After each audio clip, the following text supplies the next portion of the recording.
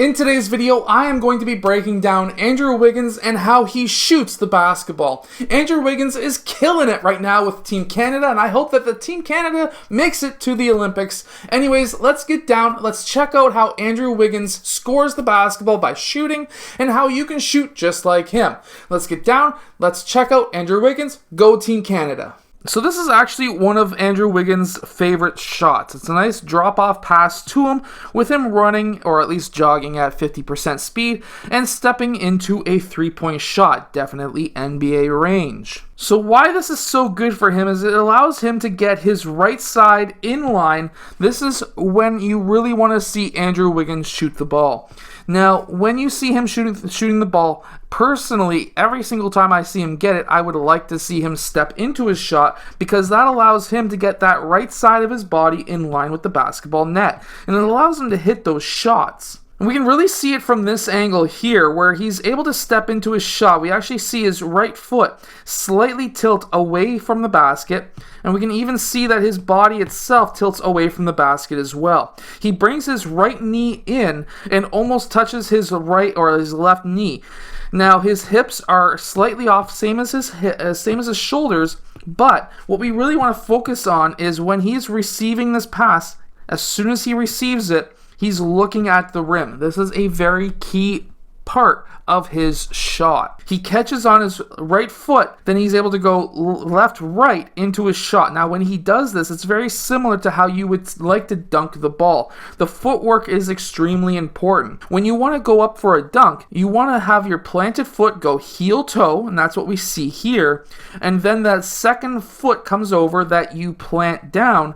You want to be on the toe. That is going to allow you to have a lot of power going up into your shot. Now, Andrew Wiggins does not necessarily dip the ball. We can see that his elbow stays bent and keeping the ball in front of him. He raises the ball up the middle of his body and then he skies up for the shot. There's not really much that players like this can do about blocking his shot. Now, what I'm really happy with is this player didn't go underneath his foot. Sometimes you will see that in international play. This is why a lot of Canadian players and US players don't like to play FIBA. However, what we can see is the shoulder and elbow is in line with the basketball net, and we also see that that ball is over top of Andrew Wiggins' forehead on that right side, which will allow at least half that ball, or more than half that ball, to be over top of that shoulder and that elbow, which then allows that shooting triangle that I always talk about. We can also see that when he raises up that shot, he doesn't bend his or start bending his elbow until he's about there. At that point, he then goes right into the middle of his forehead or pretty well close to it. And then when he shoots the ball, we notice that he does not have a thumb flick at all.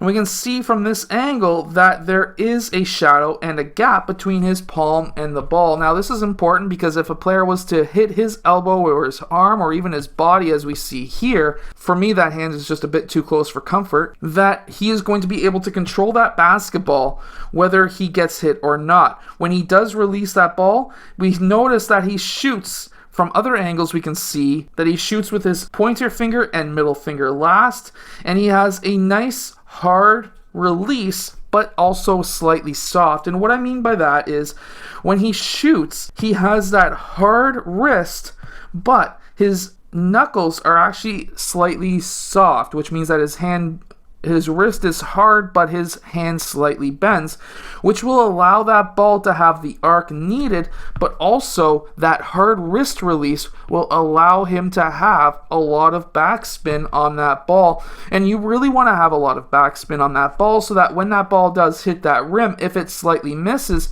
you're hoping for that backspin to slow the ball down on top of the rim so that it starts bouncing around and hopefully goes in, like that Kawhi Leonard shot we've seen with the Toronto Raptors. And we can really see the actual spin on this shot is not bad. So that's one full rotation there, and then it gets another full rotation there.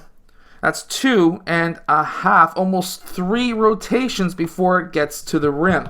Now, of course, this one does go in swish, but that's exactly what you would like to see. Now, this next shot's not Andrew Wiggins, but I just really want to show you the spin on Dort's shot. Just absolutely amazing. I need to break his shot down soon, too. But if you're a shooter who likes to step into your shot, what you can do is something like Andrew Wiggins does here, where you can tell your teammates and even your coach, hey, if you can do a drop pass back to me, do a slight brush screen on my defender so that now when I catch that ball, I can step into my shot. And if you like to step into your shot, what you can do as well is to start your shot from a bit farther out. When you receive that ball, whether it's on a drop pass or not, you can start a bit farther out, and then that way when you go to receive that ball, you can step into your shot and of course hit that shot. So if you like to step into your shot, if you're like me, start a step behind that 3-point line or a step and a half behind that 3-point line, step into your shot when you catch that pass,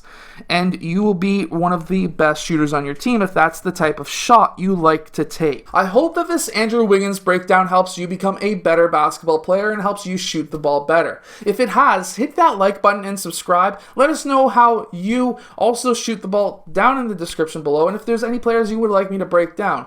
I'll see you guys again in my next video.